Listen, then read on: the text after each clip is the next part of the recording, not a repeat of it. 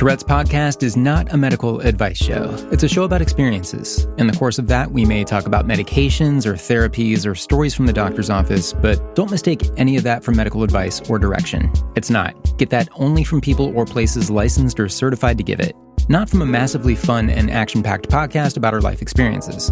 Such as? Oh, it was massive embarrassment. I didn't want to even acknowledge it. It's not something I really talk to anybody about. I mean, I couldn't even use the words. I couldn't even say Tourette Syndrome.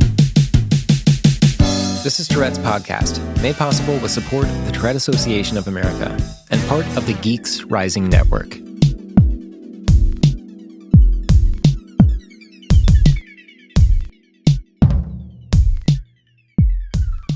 Hey, it's Ben coming to you from under the weather. I've been caught up in a bug or something. The weather's really been kind of ping-ponging, so I think that got me. But good news. We've got 2 winners I can now name from our 2019 year-end giveaway. This is something I announced a couple episodes back. Congratulations to Zora and to Dave. They are both members of the Tourette's Podcast discussion group on Facebook, and their names came up in a random drawing. The prize they win is a portrait drawn by artist Elizabeth McDonald, who has TS. She's an amazing portrait artist. A lot of people praising her work and her style. It's really cool, and I can't wait to see the results, the portraits that come out of this for our lucky winners, Zora and Dave. And I want to do more giveaways. I'd love it if it could directly involve the creations and or services of individuals from the Tourette community, like what we're doing here with the portraits from Elizabeth. You wouldn't have to be a member of the Tourette community to win. Like, it wouldn't be like anybody could enter. But I would love to spotlight the Tourette community somehow with these giveaways. So instead of just giving away a day at the spa, although that sounds all right, I mean, maybe if you're a business owner or a business development person and you have appropriate products or services you'd like to give away via this podcast, and I would have to look at it. I'm obviously thinking about this on the fly, but it's been fun. We've done 2 separate giveaways so far. I'd love to keep this going however it can be fair. I'd love to keep this going however we can make it fair, safe, and appropriate. Speaking of fun, shout out to Peter Zhao, Fabulously Tourette on Instagram, whose freestyle raps, often about Tourette, have been one of the things cheering me up while I've been under the weather. You know, and I've talked about depression recently and things like that too. Actually, Peter, Fabulously Tourette, he talks about depression a lot too in his freestyles. So the definition of Tourette syndrome directly involves tics. Like, those are identifying factors, and those factors are vocal and motor tics together. And while we always talk about them on the podcast, it seems like the more we go, the more we end up focusing on the hidden stuff, the things that associate with TS, like anxiety and depression and those things. I keep saying I want to bring my wife on to talk about this and some things that she goes through that some of you might relate to in the neurological realm. And as we've gotten to know each other over the past decade, we've found out that we have a lot more in common than we first realized. And we know that because of how we've opened up to one another and done sort of a director's cut, wide open honesty and talking about what our brains are doing. That means the world to have those connect. Well, okay, so I have no greater connection than with my wife, but it means the world to have those connections and these resources here with you guys. This is something we get into a tiny bit in today's conversation. More on that in just a sec. So I was going through some past episodes, catching up on where we've been, and with some of the people I've gotten to know in the course of the podcast. And right now I want to say hey to Liam and his mom, Sarah, who represent another aspect of the conversation that we have on this episode today. It's just a piece of it, but that's the importance of having solid parental support and the opportunity in that to really recognize what someone's naturally good at. So this is important, obviously, when we're talking about kids. You know, we talked to Liam and Sarah together in season 3, episode 8, to get to know their dynamics. And we learned that Liam is especially gifted at, well, the biggest part I remember is that he was reading books on physics for the enjoyment of it. And like, he's just advanced and at home in that area. And that's astonishingly cool to have parents who understand that it's important, for not just TS kids, but for any kid to really have that room to breathe and do what they enjoy. And if a talent comes through in that time, then you have something to encourage, directly or indirectly.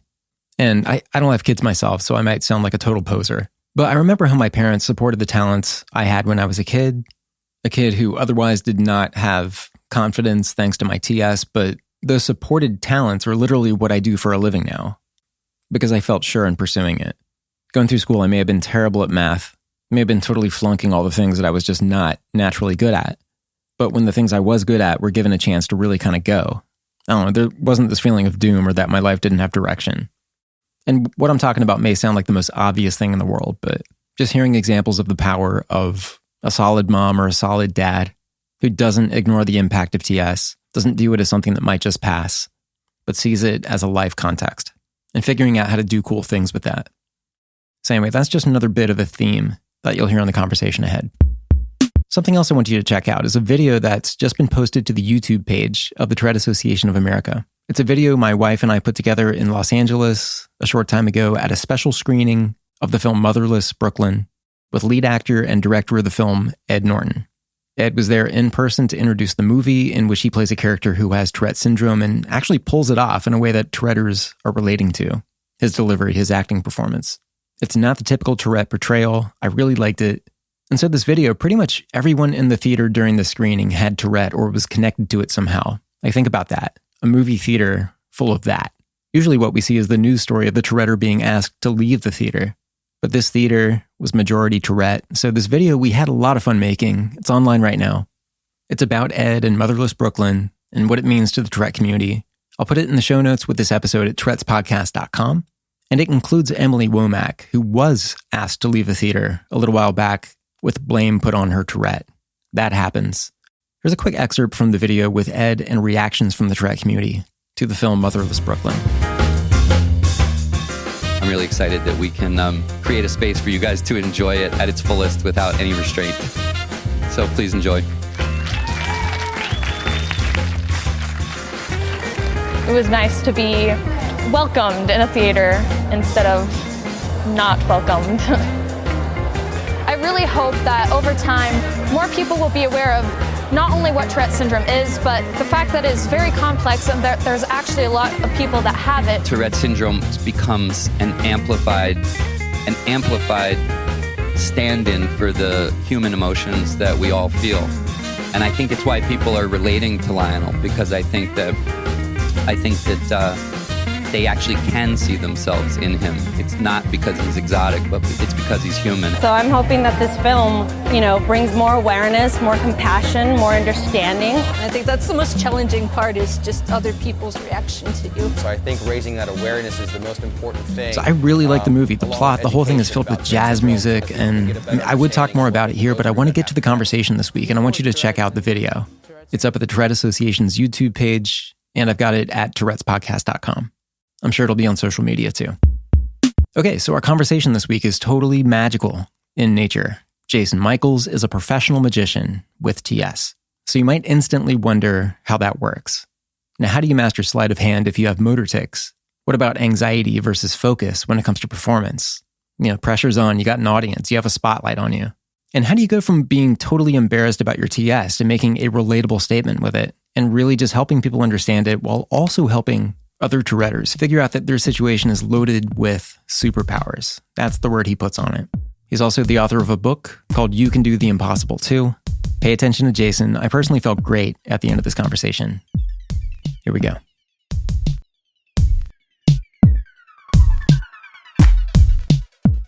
My name is Jason Michaels. I live in Nashville, Tennessee, and I'm a professional magician.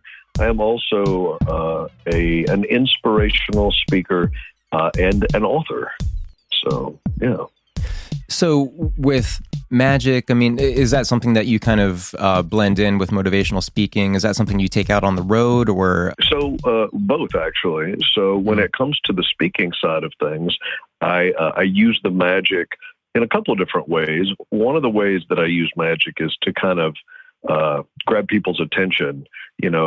There are plenty of people that speak, and the worst thing about a speaker is if the speaker is boring, because people are like, oh God, I wonder if this is going to be any good. And so excuse me, I use different types of magic to, whether it's to grab somebody's attention right at the beginning or just to kind of keep them engaged. But I also use it as a way to illustrate if I'm speaking on a specific point, I might choose a magic trick that is able to kind of take that point and put it in front of people in a way that makes them see it differently, or illustrates it for them in a way that makes it easy for them to comprehend.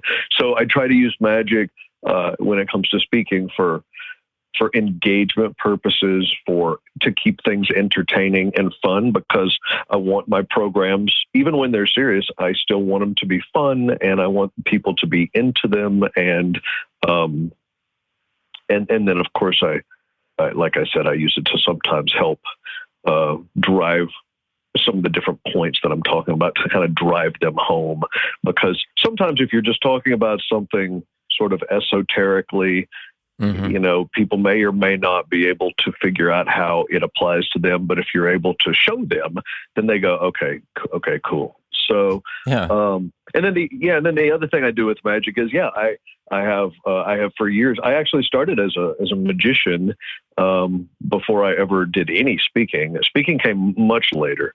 But I started as a magician when I got interested in magic when I was 16 years old. And then after I finished up with college, I started figuring out how to get paid to do magic. So I travel with my show, and I've created different shows, so it just kind of depends. But I travel with my show all over the place and use it to, bring people laughter, give them smiles, give them something fun that they don't see every day. That's one of the fun parts about magic, is that although people see it more nowadays than they used to, it's still not something that you see every day. Right. And most people don't meet a magician very often. Right. So like in person. So I try to use magic as a way to kind of instill amazement and wonder and give them a very unique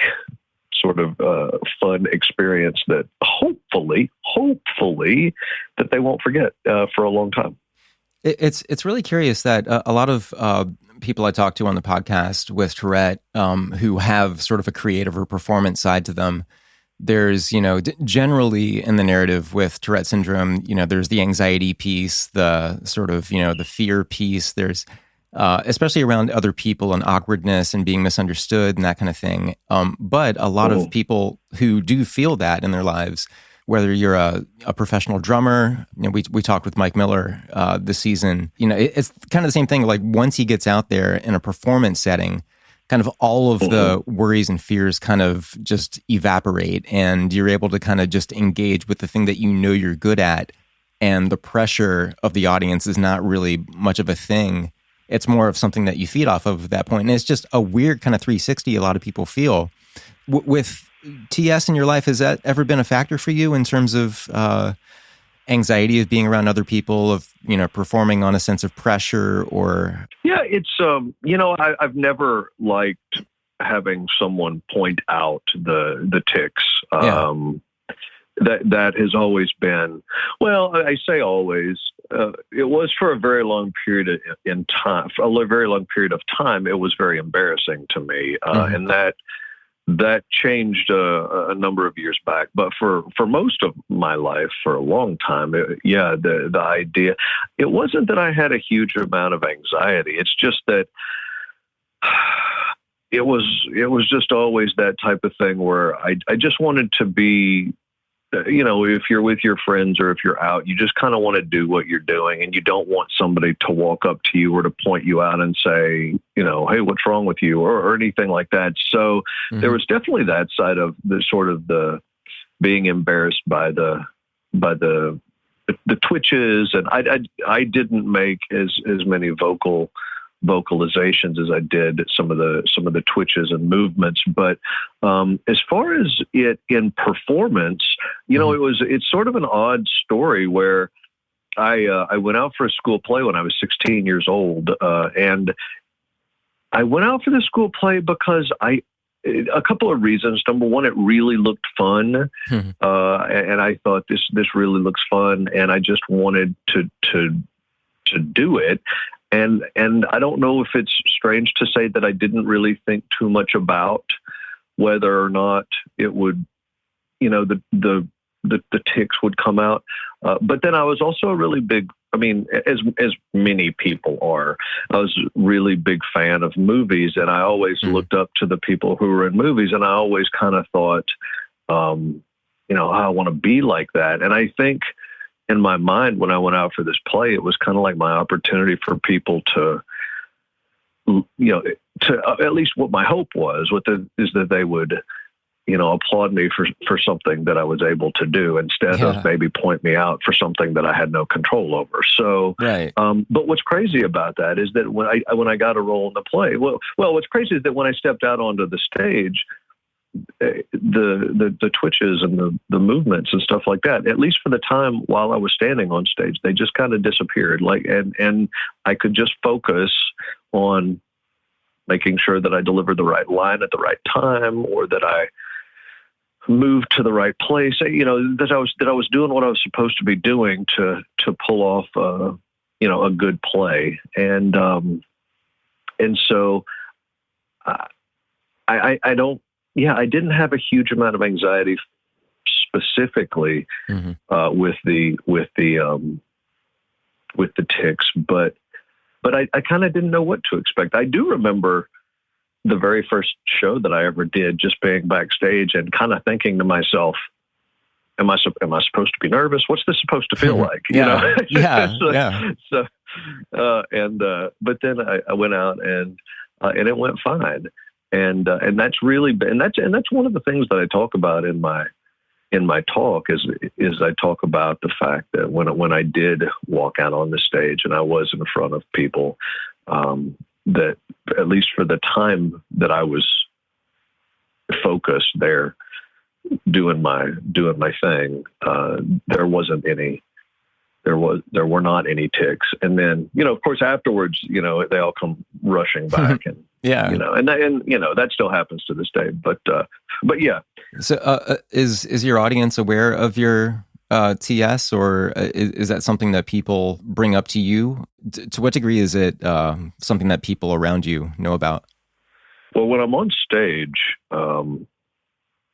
most of the time, there's very little. There's just not a great deal of tics, or if there are tics, I'm able to mask them in a way through movement and gestures and things like that. But they're still very minimal if I'm able to mask them. Yeah. When I get off stage, they come back. But what's interesting is a friend pointed out to me, he said, when you have done something a million times and you're on stage and you're not as focused on doing it because you don't have to put the thought into it. Like, so for instance, if I'm performing a magic trick that I've done a gazillion times and I just don't have to think about it, I can just do it. He said they come out more. Huh. And when he pointed that out to me, I realized he was right. Yeah. That it was the level of focus. I didn't have to have the level of focus to do what I was doing, to be in the moment and focused on making sure that everything worked correctly and that my performance was strong, because I had done it a million times and I was able to kind of it's not that I was phoning it in. It's just that it didn't require that level of focus to make sure that everything was perfect. And so they did start coming out. I've had people say to me in situations like that, I noticed you doing some stuff. Yeah, that's interesting. And they'll kind of describe to me what they saw. But a number of years ago, I started talking about it on stage. And I,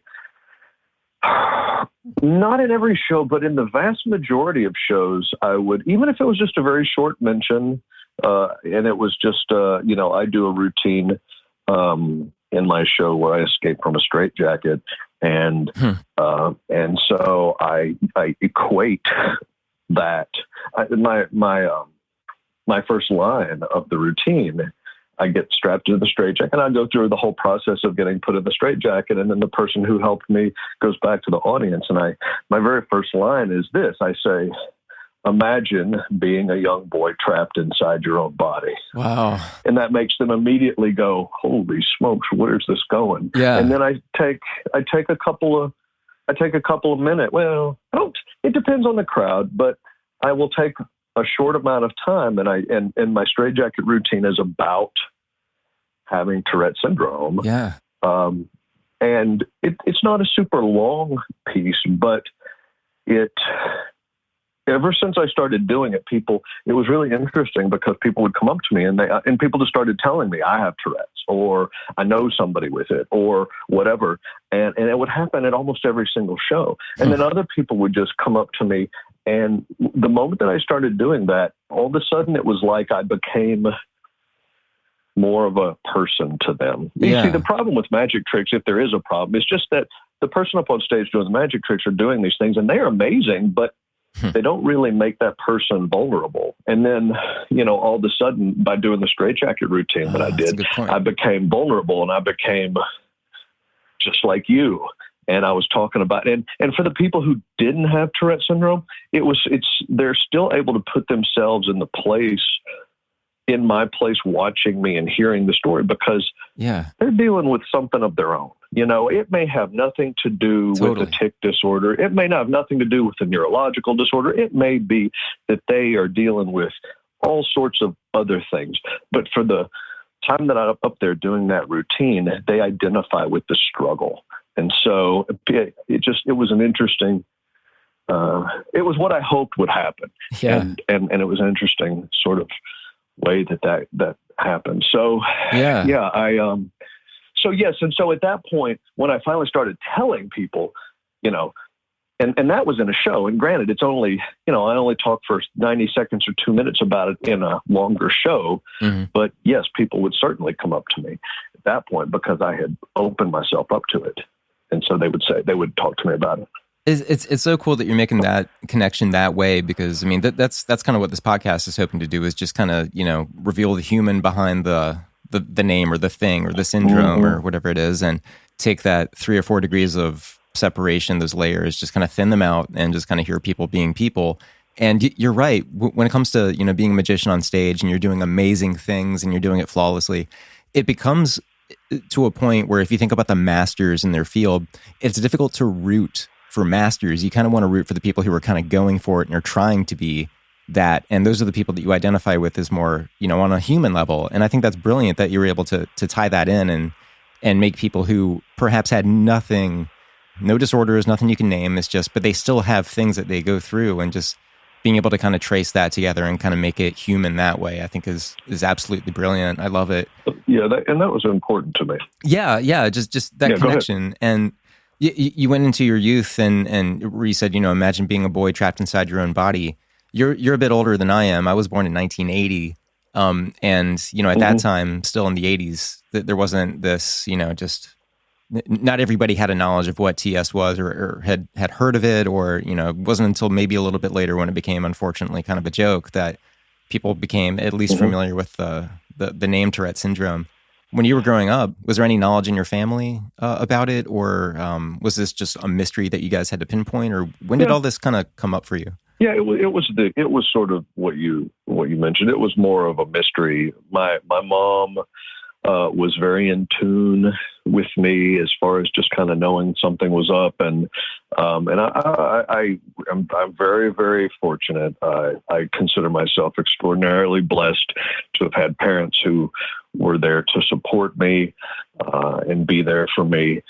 But yeah, it really didn't. I didn't get it diagnosed. We went and saw different types of doctors. I remember going in and seeing like psychologist or I don't know, maybe psychiatrist or whatever it was, and some different doctors, and nobody really knew exactly what the problem was until I'm pretty sure I was maybe 13 years old, and that's my best recollection of when I went and saw a pediatric neurologist, and she was able to say, okay, here's what it is, and sort of named it.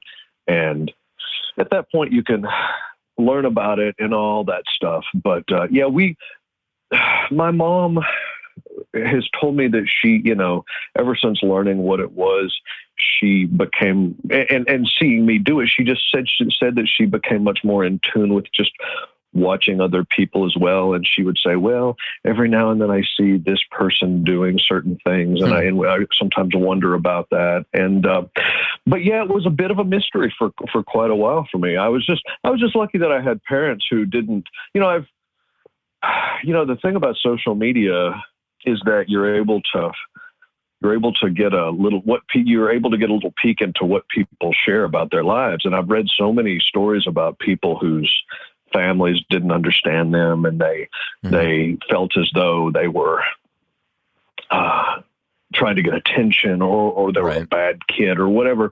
And that type of thing, I mean, man, it absolutely kills me. It breaks my heart to know that somebody who was a young person, or maybe is a young person, and is dealing with the incredible frustration.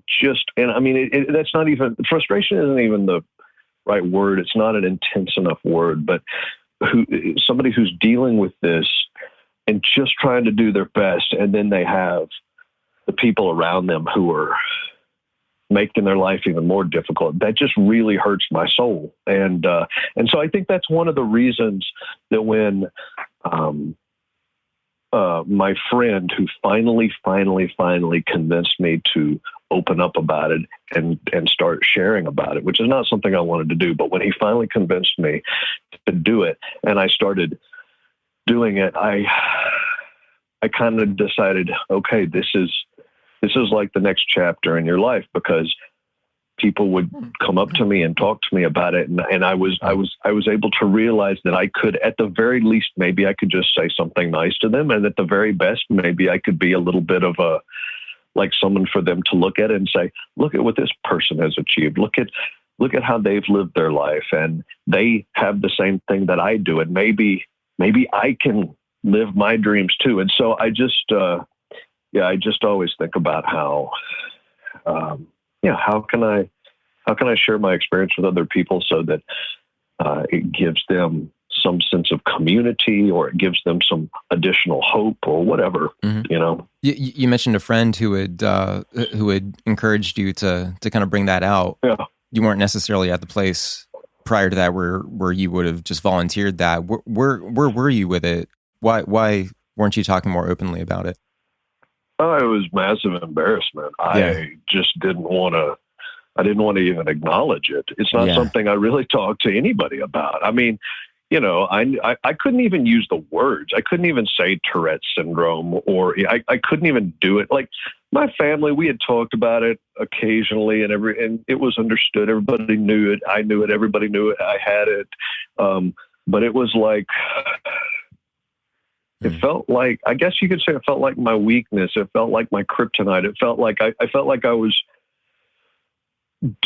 so many things were good, and I was just doing my thing. And then I had this one thing called Tourette Syndrome, and it took away my, I mean, I hate to call it a weakness, but I mean, it really felt like that. It felt like a total embarrassment because I couldn't control myself, because I'm doing these things, and even if people weren't pointing it out, they're still looking at me, and they're still maybe snickering about it and whatnot. And so, you know, I had friends that my entire life that we never talked about it. When I wrote a book, and one of my friends who proofread it, after he proofread it, he said, he said, I always knew that there was something, but we've never ever talked about this. And I was like, yeah, no, I couldn't do it. I just couldn't. Yeah. And so, what's interesting about my friend convinced me. He said he's a speaker, and he speaks on growing up in an alcoholic home and drugs and things like that. And when he knew my story, and when he finally got through to me, it was this little by little. It was this incredible weight that was lifted little by little, because little by little, I started speaking about it. And it was very, very, I really didn't want to. Yeah. I didn't. But he just hammered me for so many years about why I should do it. And then I would go out and I would watch him speak, and I was able to see how he was able to connect with people and affect them in ways that was truly helping them. And then I kind of, little by little, started to understand why he kept telling me. And so what happened is, as I started to speak on it, I started to get power over it.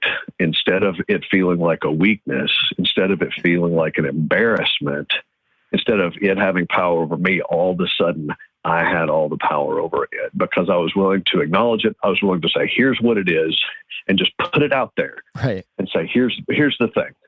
And people were just kind of like, okay, Yeah.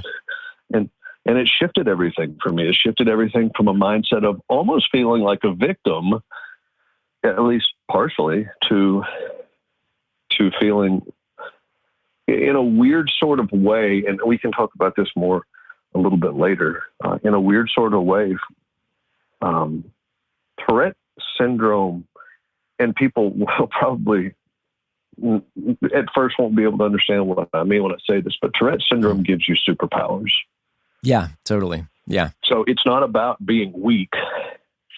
It's about all the things that you get from having to deal with these tics, And so, I mean, I when I talk to parents who say, "Oh, my child does these things that you're doing," or "My child has Tourette's," and I try to make it a point. I never try to downplay it at all. I say, look, it's a difficult thing, and they sometimes say, "How can I support them?" And I just try to share with them what I think the best advice I can share. But one of the things that I say is, here's the thing that is not going to be immediately recognizable, and it takes time. But I have what I like to call superpowers, and I have deep empathy for people that just normal everyday Joe doesn't have. Absolutely. When I see people dealing with difficulties and stuff like that. And that really is, it's incredible to have something like that. And I'm not saying that I wouldn't have had it, but I probably wouldn't have had it to the degree that I have it because of the things that I've had to live with. And so, So anyway. Yeah, no, I totally agree with that there are things that you have about yourself that maybe you would have anyway if you didn't have TS, but the experience of TS, it just kind of reshapes so much that whether you had it to begin with or not, it just seems to reshape so many things about you and how you apply it. And empathy is a huge one.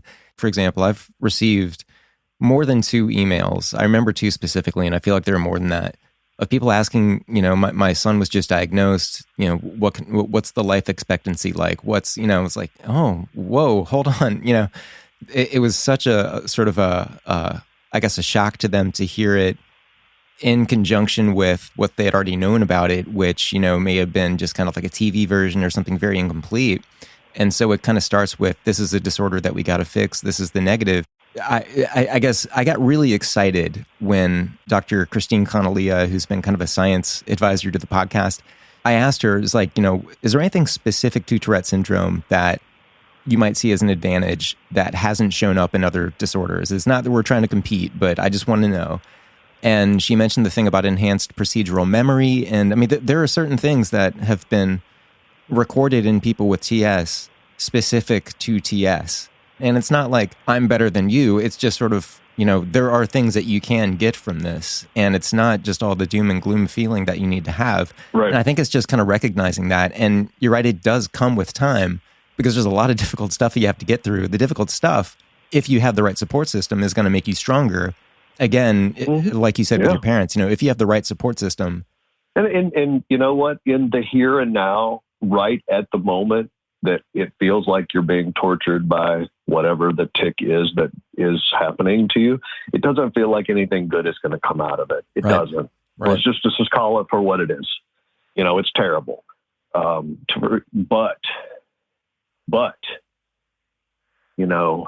over time, it's amazing. It is amazing what my life has been.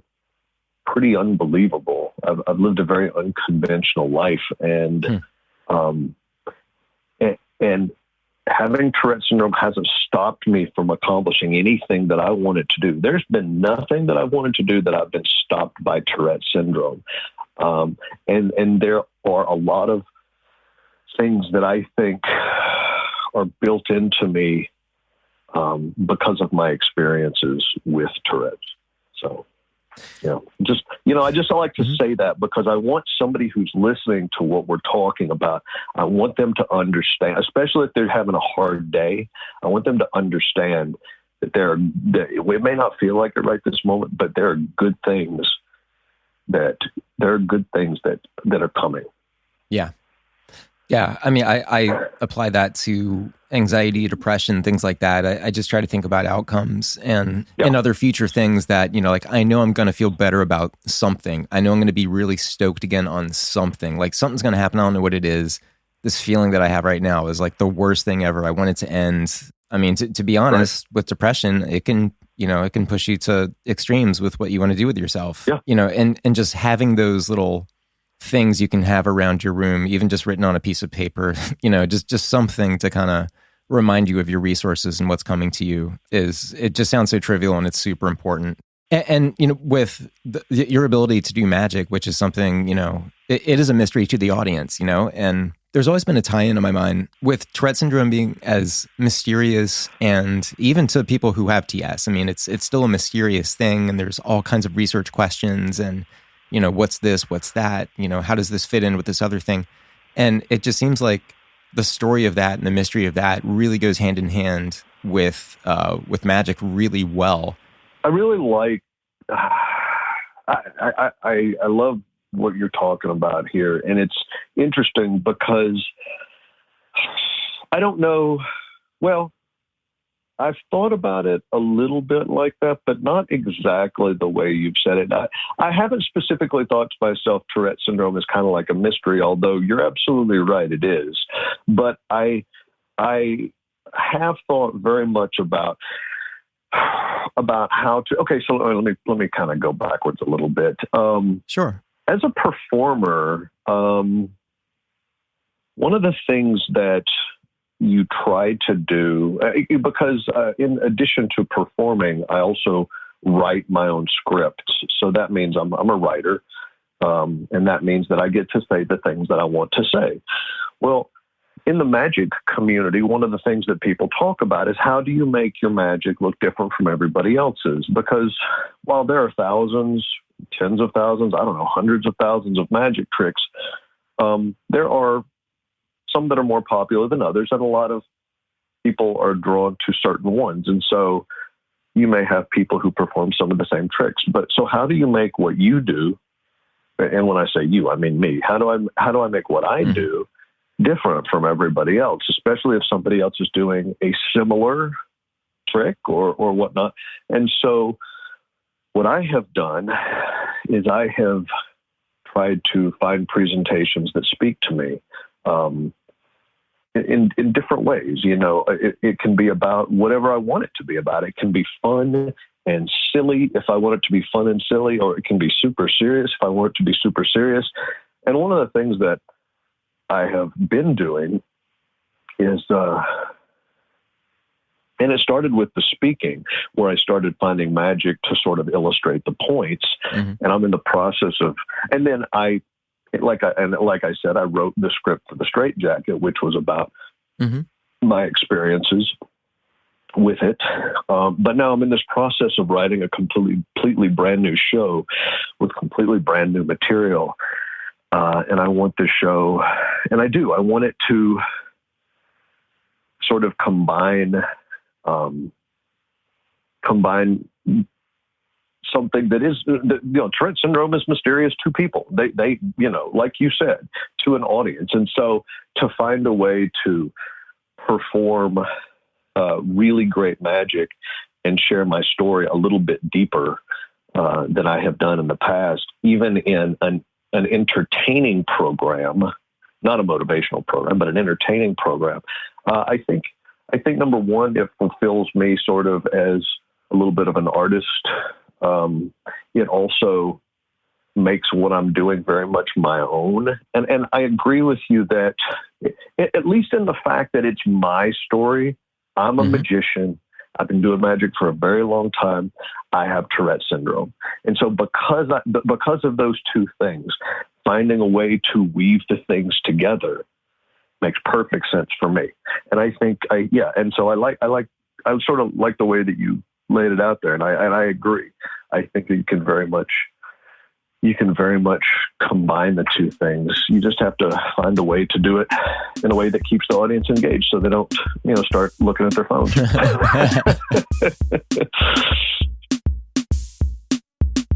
We'll be right back. The Tourette Association of America is the premier nonprofit working to raise awareness, advance research, and provide ongoing support to those with Tourette Syndrome or tic disorder. With a network of over 130 chapters, support groups, and centers of excellence, the TAA engages with communities across the nation in an effort to provide tools, webinars, workshops, and support for all seeking assistance. As a primary sponsor of Tourette's podcast, the TAA supports the authentic conversations showcasing the diverse representation of the TS community. To learn more, visit tourette.org, TOURETTE.org.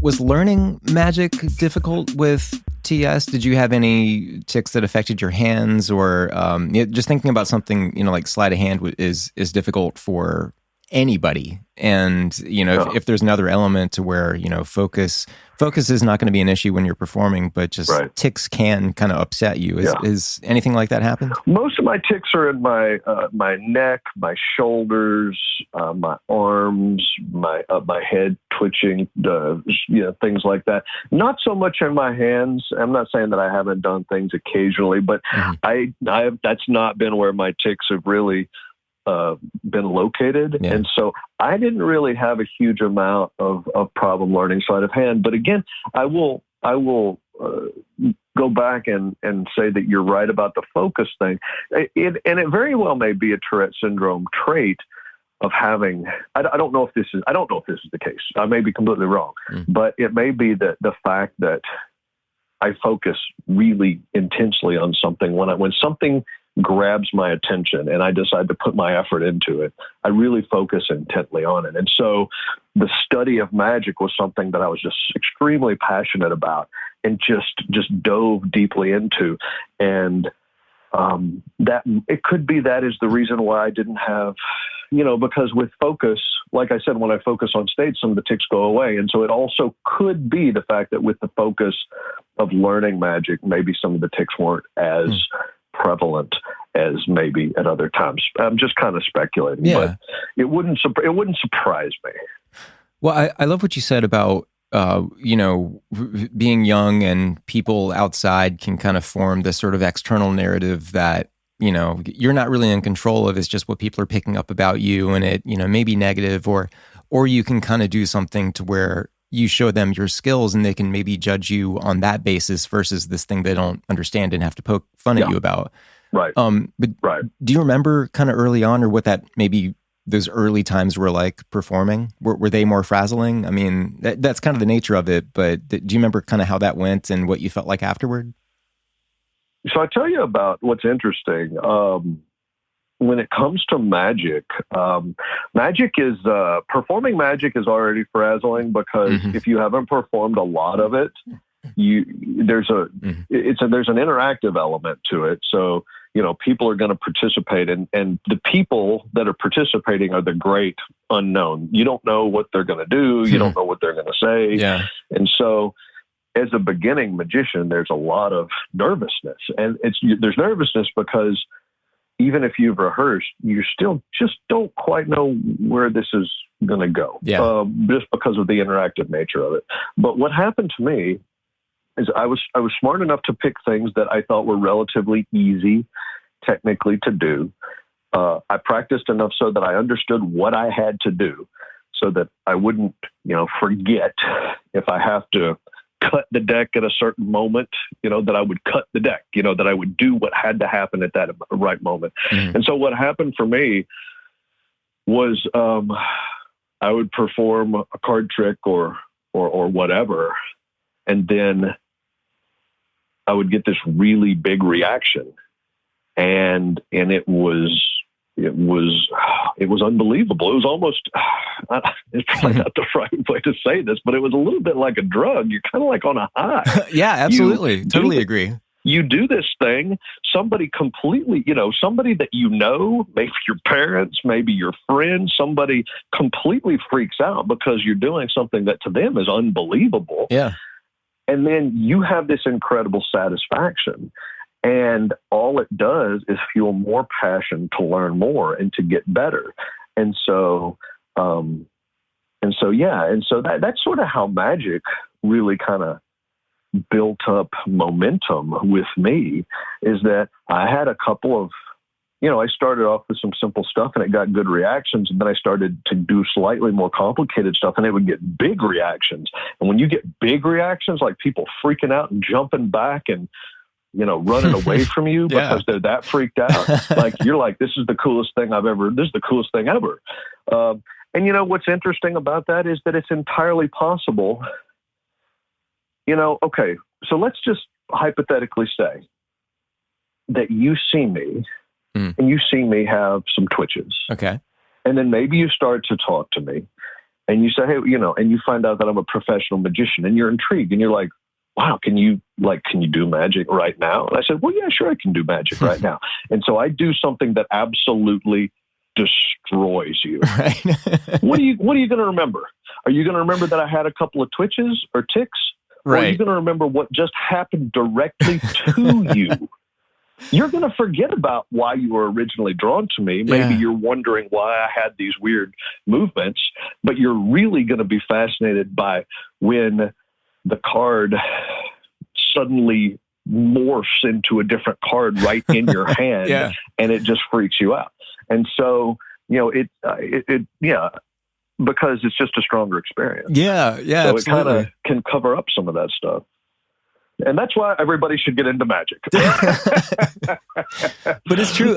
It can kind of cover that stuff up. It can also, I think, kind of build a bridge to where, or at least kind of re-scramble that first impression of the tics and sort of what that means, for somebody. Right. And maybe the next time they see somebody who has not just tics, but just kind of anything that looks like it might kind of get in the way, maybe your assumptions won't be kind of, it's okay to have questions and sincerely learn, but maybe the assumption won't be quite as much of, gosh, poor guy, right. I just feel like that stuff echoes when it comes to impressions with other people who have something relatable. That I think that's really important. And that's what I'm sure if I went to see you perform, I'm just trying to imagine myself as an audience member, what I would walk away with. And I feel like it's something like that. Well, I hope so. I hope that if someone were to experience what I do, I hope that they would walk away almost, it would be far better. And my hope would be that they would walk away being inspired. I mean, if you learn that I have Tourette Syndrome and you have any sort of knowledge of Tourette Syndrome, and then you see what I can do, my hope is that you would be inspired to go, wow, absolutely. This guy may have Tourette Syndrome, but holy cow, look at this what he did was unbelievable. I have no idea. It was the most incredible experience I've ever had. So, it's not that I have a disorder or that I am less than, but it's more look at the things that we can do, because very, very rarely are we hindered completely by, unable to accomplish anything. That's extraordinarily rare. Are there YouTube videos? How can we kind of get to know what you do? Oh yeah, absolutely. Well, you can certainly look on YouTube. You can look at my website. I have tons of video clips on my website from different things that I've done. I have different sections, different pages on my website, stuff from my, some clips from my speaking. I've got clips from different types of shows. I've performed shows where there were large shows with assistants, disappearing and reappearing. And then I've performed small shows just for 2 or 3, just for small groups of people. And it's very interactive. If they want to take a look at my website, which is Jason Michaels Magic, Michaels with an S, jasonmichaelsmagic.com. What about your writing? Is that on there too? Oh, yeah. Okay. Yeah. Yeah, if you go to my website, there's a tab that says the book, and it will take you to a place where you can take a look at the book, which is available on Amazon, and the book is it is about sort of my adventures. I'm at this point in my life, I am in my mid-40s. And I think that what happens as you grow older is, you just start at different points in time, you just start looking at life differently. Mm-hmm. And I remember thinking to myself, you're not going to be around here forever. There's no reason that I think I don't have any fatalistic, instincts. There's nothing that I think is going to happen that I'm just going to disappear off the earth. Mm-hmm. But at the same time, you just kind of start looking around and go, I wonder if there's something I can leave people with. Yeah. I wonder if there's something that I can use to inspire people with. And I knew, and I started writing the book as I was working on my speaking program. And I knew, at least, I thought to myself, only so many people are ever going to get to see you speak live, period. I mean, you can only reach so many people. Right. But if you sit down and you craft a book,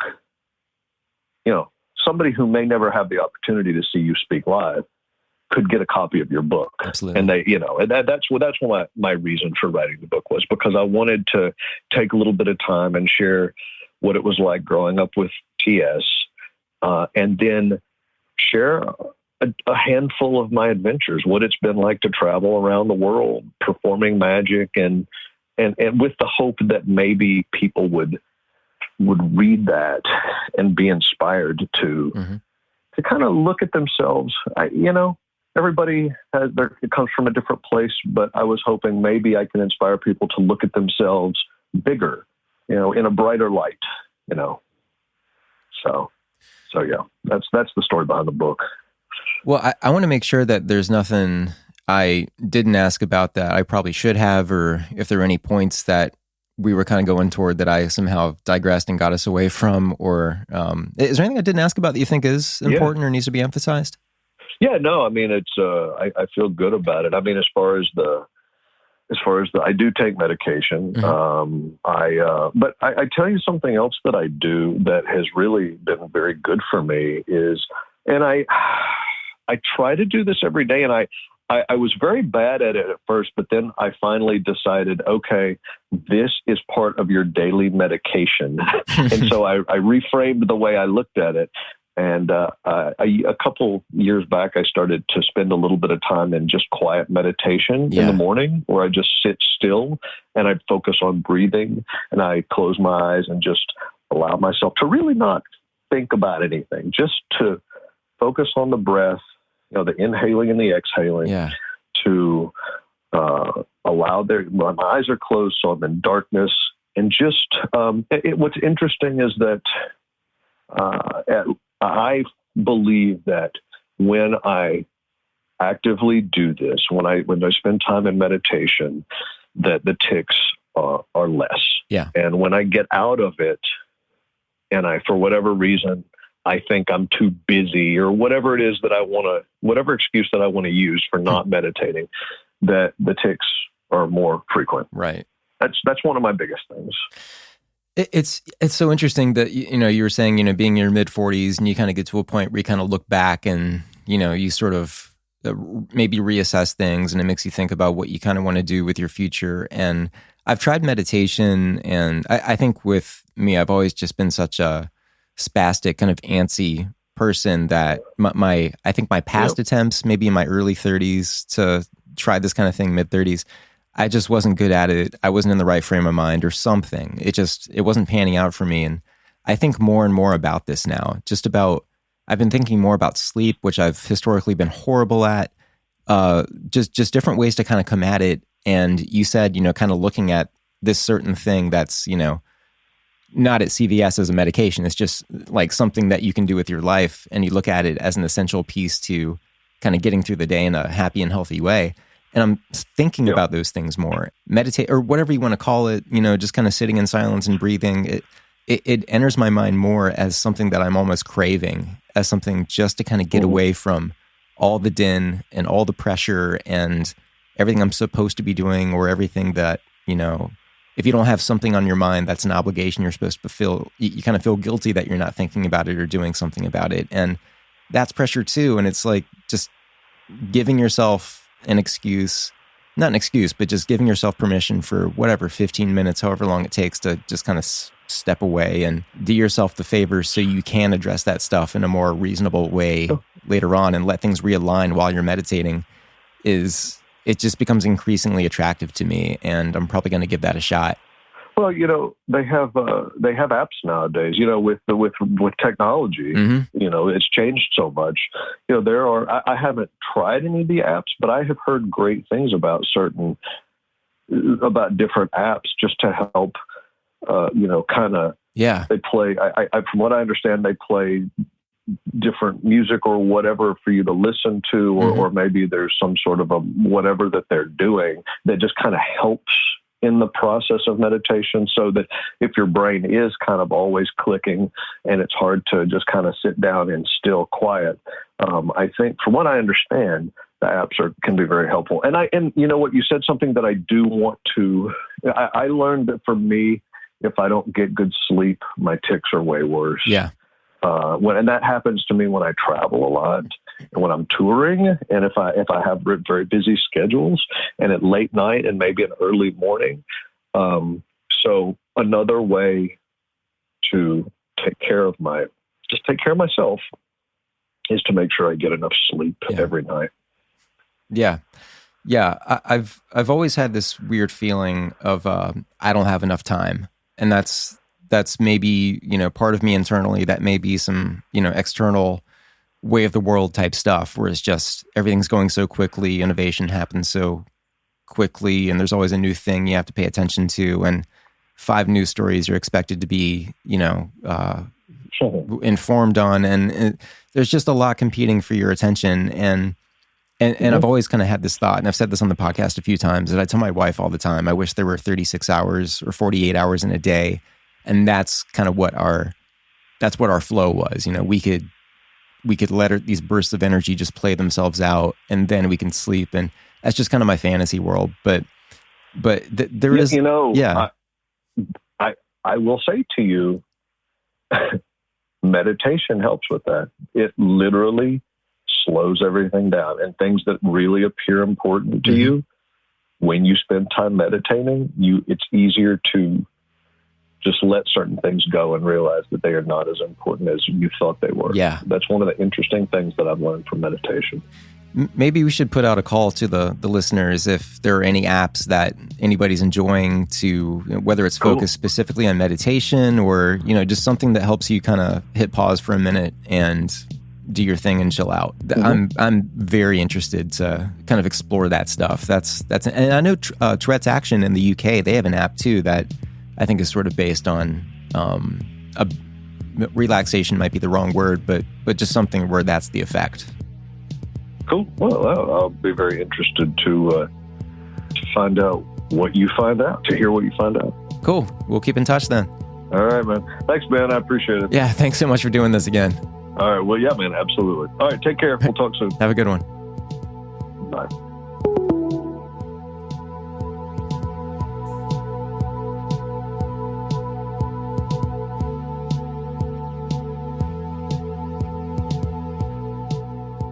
Thanks for listening. Thanks to Jason Michaels at jasonmichaelsmagic.com, which is a really good-looking website.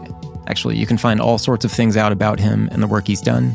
And his book, You Can Do the Impossible Too: How One Man Overcame Tourette Syndrome to Become an Acclaimed Professional Magician, and How You Too Can Live Your Biggest, Boldest Life. That's the full title. Also at jasonmichaelsmagic.com, if you click on media, you'll see TV performances and so on of Jason doing his thing and blowing people's minds with magic. I mean, he's not like an amateur. He is a real deal showman, so he's really fun to check out. By the way, what are your favorite apps that help you sleep or relax? I want to know specifically about apps. Like, I know Tourette's Action has an app. I'm not looking for YouTube videos or programs or anything like that. Just specifically any apps that you can download on your phone that help you calm down or get to sleep. tourettespodcast@gmail.com. Appreciative as ever to the Tourette Association of America, the primary sponsor of Tourette's Podcast. They're online at tourette.org, and for the past few weeks, I've been pointing out some of the events and free webinars that you can benefit from. These are brought to you by the Tourette Association. To see that stuff, go to tourette.org, tourette.org, and click on Attend an Event. But just referring to the webinars, you can actually just click on the big button that says Webinars on the front page of tourette.org. You might have to scroll down a tiny bit, but anyway, I just clicked to see what's coming up that I can tell you guys about. Free webinars, by the way, totally free. On January 16th is Transitioning Care to Adulthood. February 6th is Cognitive Behavioral Therapy for OCD. March 5th is Diagnosing Tourette Syndrome and Initial Considerations. May 7th is Evidence-Based Treatment for Management of Tourette Syndrome. Free webinars. Check out that list at tourette.org and click on webinars. And I will say that even if none of these topics are screaming at you specifically, it's still cool to just tune in and listen to people talk about the diagnosis that you have or might get. The more I talk with the medical and research community for TS, the more I'm blown away by what they know and how they help me make sense to myself. Like, I have the lived experience of TS, and they have great ways of explaining what the science is saying about it. Just cool to experience. By the way, go to treatingtourettetogether.org to see the latest in that of TS patients, treatment providers, and researchers getting together to work on a common interest. Mainly, on this occasion, how we can really unleash CBIT, or Comprehensive Behavioral Intervention for Tics, how we can most responsibly unleash the potential for that as an accessible, non-drug form of treatment for anyone who seeks it out. treatingtourettetogether.org and click on Reports, where you'll find a write-up and a survey where you can help in the effort. And this is also something where the Tourette Association is showing leadership in advocacy. If you live outside of the US, I know a lot of our listeners do, you've got support as well. If you're from a part of the world that doesn't have any support, let me know. Send an email to tourettespodcast@gmail.com. Like, if your entire country has no representation, you're not sure where to turn, let me know. Of course, in the UK, you may know Tourette's Action. In Canada, you may know Tourette Canada. And there are tons of online resources and discussion groups. Lots of online resources there for you. And they, of course, include the Tourette's Podcast discussion group on Facebook. Please join the conversation there. It's such a cool and supportive place where every single person there, hundreds of people, are there for the right reasons. There's no intra-member drama. It's just fun. Thanks to the management of our admin, Sophia, and tell her thank you as well. tourettespodcast.com is the home base of this podcast. We're also on Instagram and Twitter, and on geeksrising.com, the home of Geeks Rising, the podcast network Tourette's Podcast is so proud and stoked to be a part of. Everyone there is on their game. Bandrew has the best content creation and tech news podcast on the planet. It's called Bandrew Says, which is also chock full of ridiculous self-banter and scrapes of frustration with things that happen in the world, which is my favorite part. geeksrising.com for that, and Tourette's Podcast and others that I turn to when I need a lift. Thank you, Geeks Rising. tourettespodcast@gmail.com to get a hold of me. If I haven't written you back yet, I've definitely read your email, and you'll hear from me soon. Okay, y'all, that's it this week, I think. This is Ben.